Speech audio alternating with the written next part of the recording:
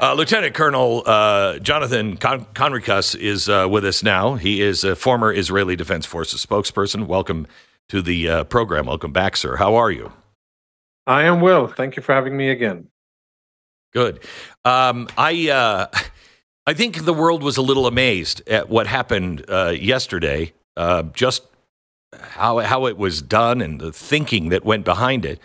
Can you talk about how Hezbollah got these pagers? Yeah, it's definitely the stuff of movies, and I'm sure that movies will be made about it, and that this will inspire novels and thrillers in the future. But if we, connect ourselves back to the horrible reality that Israel is facing, where about 70,000 Israeli civilians have been pushed out of their homes, and Israel is under relentless rocket and drone fire from Lebanon, then this yesterday's operation, and what I'm saying here isn't an official Israeli claim of responsibility, but I think it's safe to assume that Israel is behind it. What basically Israel appears to have been able to do is to intercept, and if you would, contaminate the supply line of Hezbollah, and to insert explosives into these beepers, the pagers that were disseminated by Hezbollah to key personnel. And then, once Israel wanted to cause these devices to explode. Now, it's unclear, the technical details are unclear, whether it was causing the battery to overheat and that caused an explosion, or if there were inserted explosives inside the beepers.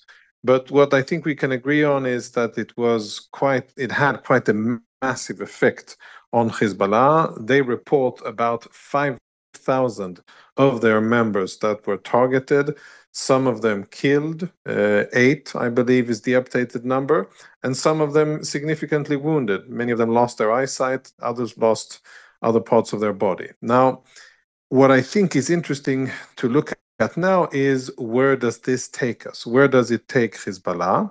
And why, if Israel indeed is behind it, why did Israel choose to do it now? Hold on. Before we get wait. Before we get to that, let me just ask you, before we move off the pagers, how did you know, or how? I mean, I'm just speaking, out of fiction here. Generally speaking, how would they know that it was Hezbollah that had those pagers? That's an awful lot of pagers. How did they know that those were going to Hezbollah? Do you have any idea? Speculation?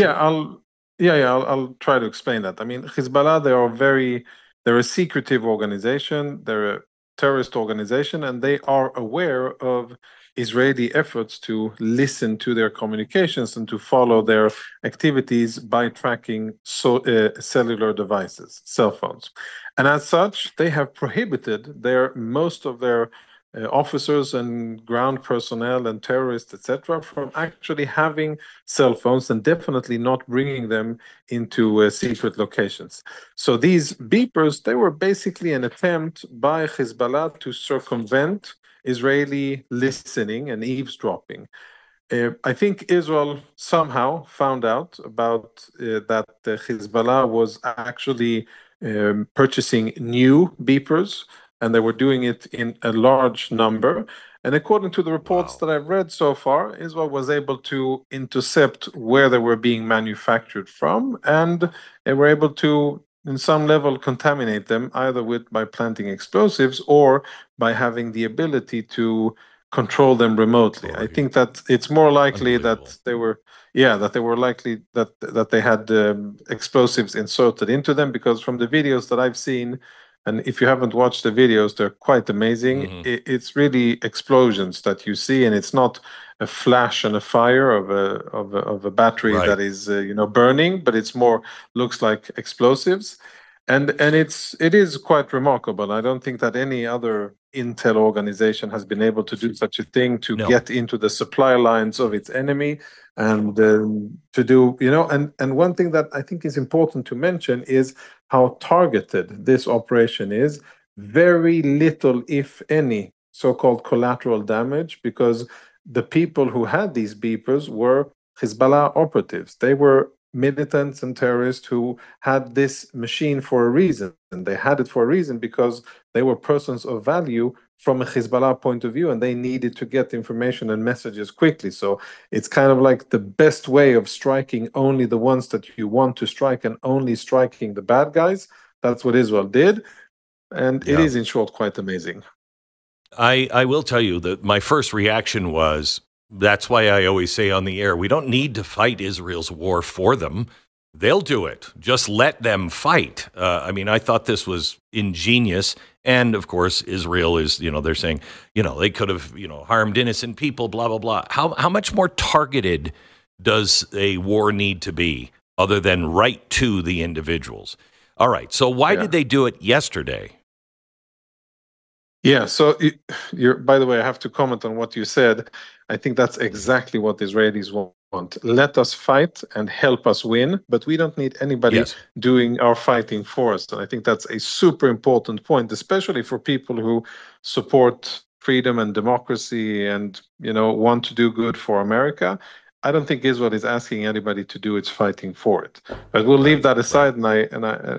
But in terms of timing, and this is where it gets interesting because, and here are question marks, because up until now, we're almost 22 hours after the event, Israel hasn't made a move. And it makes sense that, for Israel to unleash, to do such an operation, it makes sense for this to be part of a bigger strategy designed at achieving something with Hezbollah. So the questions here are, was this something that Israel did because it sensed that the capacity was going to be exposed, and it was either you use it or it gets uncovered and then all would be for nothing? That's one theory that's out there. Yeah, you use it or lose it. That's one option. Second option is that it's part of the negotiations and it's part of the messaging campaign, and basically another effort to apply pressure on Hezbollah, which doesn't cause a war. Because Israel has been under attack from Hezbollah now for 11 and a half months, and Israel, I think, still is trying to do everything possible to get its people back home without having to do a war in order for that to happen. And this could be what Israel did would perhaps be a more of a blunt way of telling Hezbollah, listen, we have penetrated your organization from an intel point of view. There's more to come. It's in your interest to agree to a deal. And I think that it's no coincidence. It could be no coincidence that Envoy Hochstein is in the Middle East now, trying to bring that about between the parties. So those are the two reasons. I mean, otherwise, the third option, that this is something that would be a preamble for an Israeli strike, if that were the case, and if Israel wanted to do more, then of course the strike should have been done 2 hours after the cellular operation, which it hasn't. Or during it, even. Yeah, exactly. So, how is Hezbollah going to react to this, do you think? So Hezbollah, they have a few options. It'll be interesting to listen to their leader, Hassan Nasrallah, is going to be speaking 5 p.m. local Middle Eastern time, and we'll see what he says. I would assume that it'll be a fire and brimstone kind of speech, that they're going to get back at the evil Zionists, and he has a lot to answer for now, because it's very humiliating and it's a significant blow. Not that it will bring Hezbollah to its knees, but it's probably demoralizing. And there are a lot of important people who have serious injuries. So they'll have to respond. My assessment is that they will push back and that they will not use this as an opportunity to de-escalate and to say, okay, we're in a bad spot, let's recalibrate and think what we should do. I think that they will escalate from here, and that we'll hear very fierce rhetoric from Hezbollah. I think that there's a slight chance that the Iranians tell them stand down and don't escalate. I think that what we will see from Nasrallah and from Hezbollah will be a response with rockets, and that they will enhance the range of rockets that they are firing into Israel. And it's quite likely that we'll see other Iranian proxies, the Houthis in Yemen and Iranian militias in Iraq enhance their attacks on Israel as well. Yeah. Perhaps not quite at the level of all-out war, but to do more in order to try to get even. Last sentence, I'll say that this event happened yesterday, but a few hours before that, it was exposed that Hezbollah had planned and was actually quite close to planting an IED, a Claymore anti-personnel device in Israel, and the target was a former senior Israeli defense official, and he was supposed to be assassinated. And that was something that the Israeli security services, our equivalent of the FBI, were able to expose just hours before that. And the things are connected. You shouldn't compare yourself to the FBI, especially now. It would have been on their radar, but they wouldn't have found it or done anything to stop it.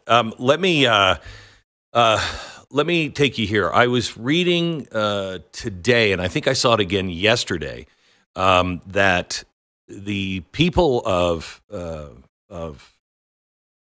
Gaza are now starting to turn on Hamas.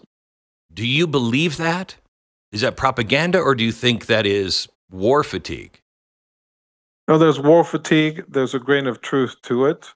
But sadly, I think that there still isn't in Gaza an alternate system, an alternate government that can come in and oust Hamas from power. And it's a sad situation for Palestinians because they've been under the oppression of Hamas. 2 million people have been oppressed and ruled under this tyrannic organization for 17, 18 years. They've been brainwashed. But at the end of the day, they're suffering now, and many of them are coming to the understanding that the cause of their suffering is not Israel, it's Hamas's rule and Hamas's tactics and Hamas's strategies. So there are uprisings.